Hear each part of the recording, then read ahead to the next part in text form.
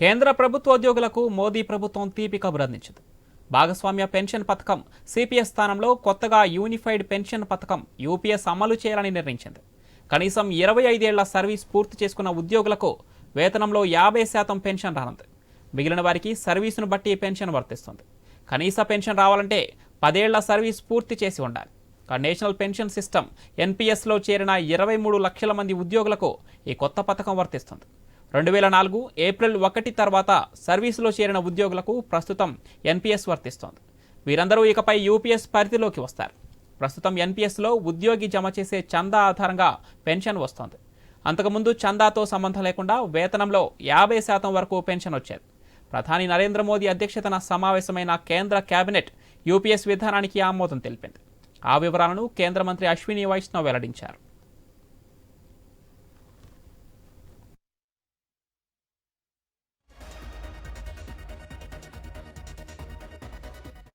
कर्मचारियों की तरफ से कि हमें अश्योर्ड अमाउंट एक चाहिए, जो बहुत लॉजिकल और वाजिब रिक्वायरमेंट था। इस डिमांड पे एक मेथोडिकल वे में काम करके और एक्चुअरियल साइंसेज जो लोग आगे का भविष्य का रिक्वायरमेंट वगैरह कंप्यूट करने का एक तरीका होता है जिसको एक्चुअरियल साइंस बोलते हैं, उनके साथ मिल ఎన్పీఎస్ చందాదారులు యూపీఎస్లోకి మారచ్చు. ఇది వచ్చే ఏడాది ఏప్రిల్ 1 నుంచి అమలులోకి వస్తుంది.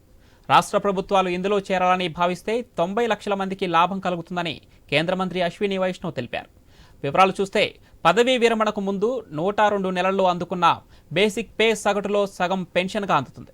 ఒకవేళ పెన్షన్దారు మరణిస్తే జీవిత భాగస్వామికి అందులో 60% పెన్షన్ ఇస్తారు. ఒక ఉద్యోగికి కనీస పెన్షన్ 10,000గా ఉండనుంది. ఉద్యోగంలో చేరిన తర్వాత 10 ఏళ్ల సర్వీసు ఉంటేనే పెన్షన్కు అర్హులు. గ్రాట్యుటీకి అదనంగా పదవీ విరమణ చేసిన రోజున ఏకమొత్తంగా చెల్లించే విధంగా కేంద్ర ప్రభుత్వం మరో నిర్ణయం తీసుకుంది.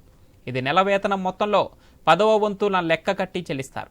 దీనికి ప్రతి 6 నెలల సర్వీసును ఒక యూనిట్గా పరిగణలోనికి తీసుకొని లెక్కిస్తారు. ఈ చెల్లింపునకు పెన్షన్కు ఎలాంటి సంబంధం లేదు. దీనివల్ల పెన్షన్ తగ్గదన్నది కేంద్రం వాదన. అలాగే ఉద్యోగి యూపీఎస్ విధానాన్ని ఎంచుకుంటే కొత్తగా భారం కూడా పడదు. ప్రస్తుతం పదవీ విరమణ చేసిన వారికి యూపీఎస్ బకాయిలు చెల్లించడానికి 800 కోట్లు అదనంగా ఖర్చు అవుతోంది.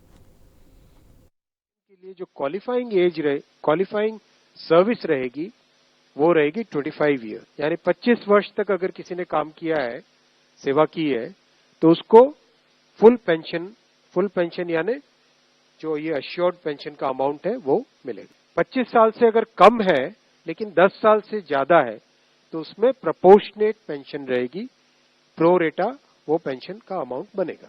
इस फुल पेंशन के लिए जो